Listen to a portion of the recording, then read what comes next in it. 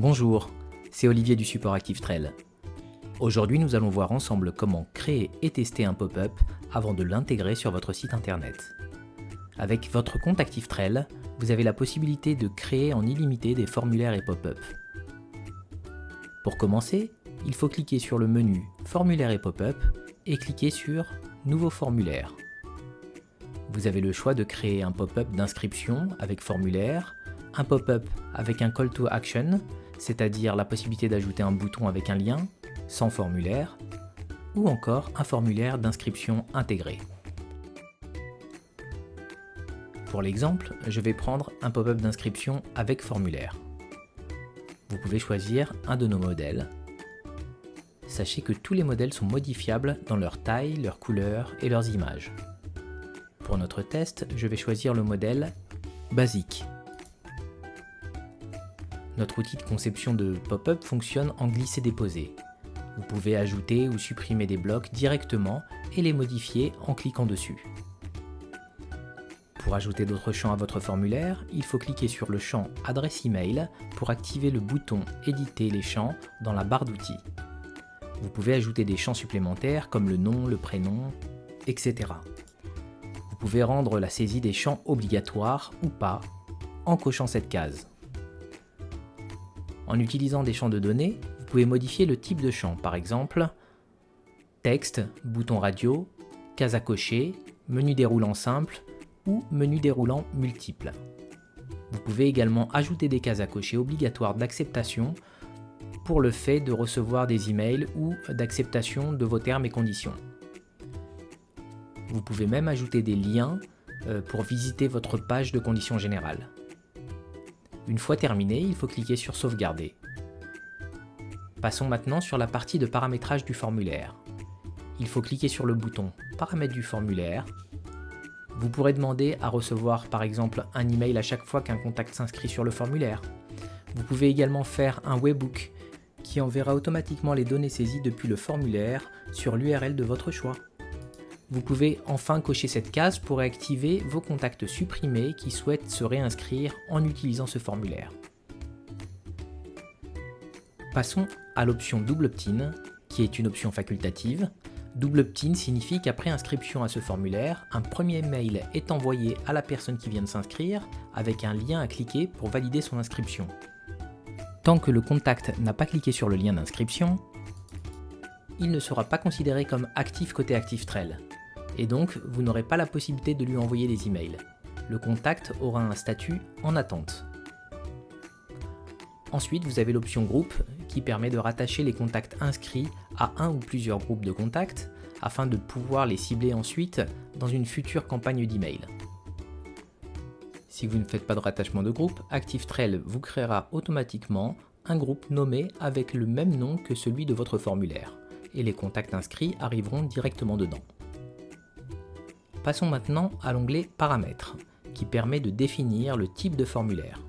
Soit un pop-up flottant, c'est-à-dire que le pop-up sera toujours visible même si vous descendez avec votre molette de souris en bas de la page, soit un pop-up classique, soit un formulaire intégré, si vous voulez que le formulaire fasse partie intégrante de votre site internet sans que ce soit une fenêtre pop-up qui apparaisse. Avec l'option d'après, vous pouvez déterminer quand le pop-up doit apparaître, soit pendant le chargement de la page, après le chargement de la page, après avoir défilé une demi-page, après avoir défilé une pleine page, ou encore après un certain temps d'inactivité.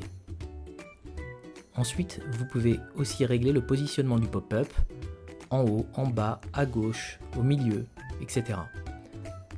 Vous pouvez également définir une animation pour l'affichage du pop-up parmi les choix proposés dans ce menu déroulant.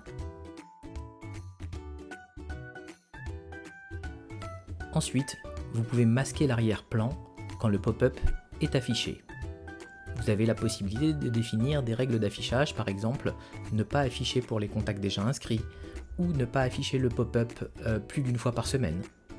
Vous pouvez également définir la façon dont le pop-up doit se fermer. Vous pouvez définir la largeur du pop-up. Et enfin, vous pouvez définir le sens d'écriture.